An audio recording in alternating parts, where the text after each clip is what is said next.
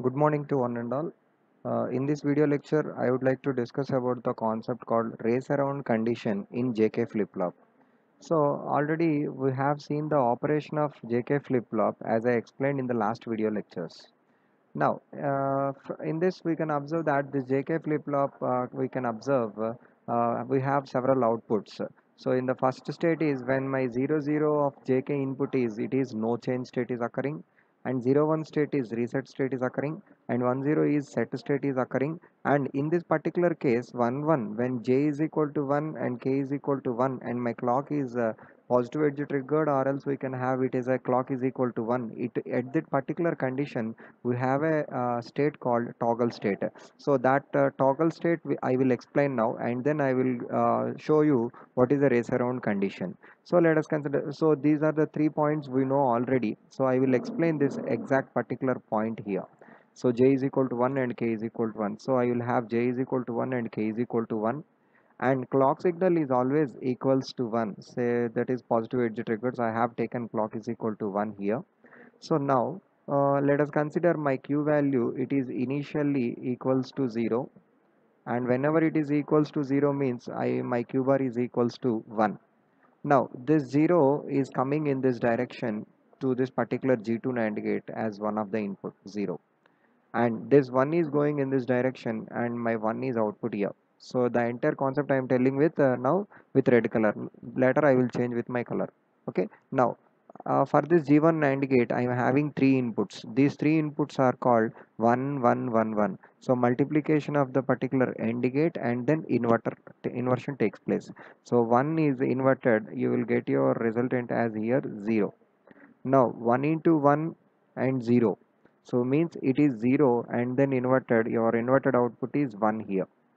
Now this is our SR latch using NAND gate. When my 0 1 is the input for SR latch using NAND gate, my output will obviously equals to 1. So whenever it is 1, it means it will be equals to 0. So it is complement. So my inputs are outputs are here of next state is 1 0. Now this 1 is going in this direction. Now this will be erased. I am getting 1 here, and the 0 is moving in this direction. This 0 will erase and it will be as 0.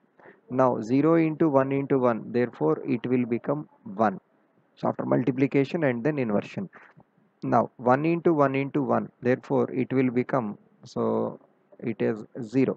Now my both the inputs are 1 and 0 for this particular latch. So 1 and 0 inputs means you are getting your output as here 0 and 1. So you can observe that if your inputs are 0 and 1 means set state is occurs. So this is a truth table. Okay, you need to check it out in SR latch.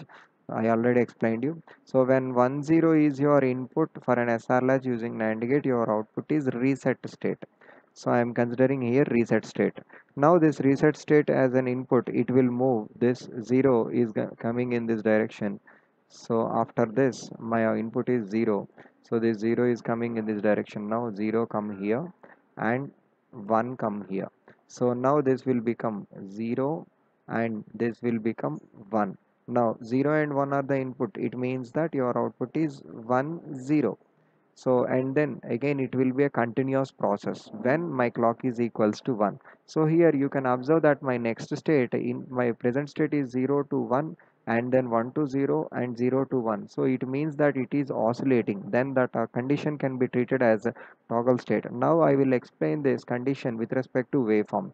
So I have considered clock, so my clock signal is 0 1 0 1 and 0 1, like this I have considered my clock signal. So now at that particular point of time J is equal to 1 and K is equal to 1 I have shown here. Now when J is equal to 1, so initially my clock signal is 0.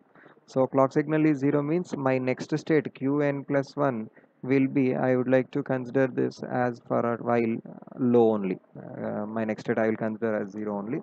So when it reaches to this particular point, when it reaches to the particular point A, so it means that 0 to 1, a transition state is occurring. So at that particular point of time, j is equal to 1 and k is equal to 1, it means that so toggle state will occur. So immediately it will change from 0 to 1, and then 1 to 0, and then 0 to 1, and then 1 to 0, and then 0 to 1, and then 0 to 1, and 1 to 0.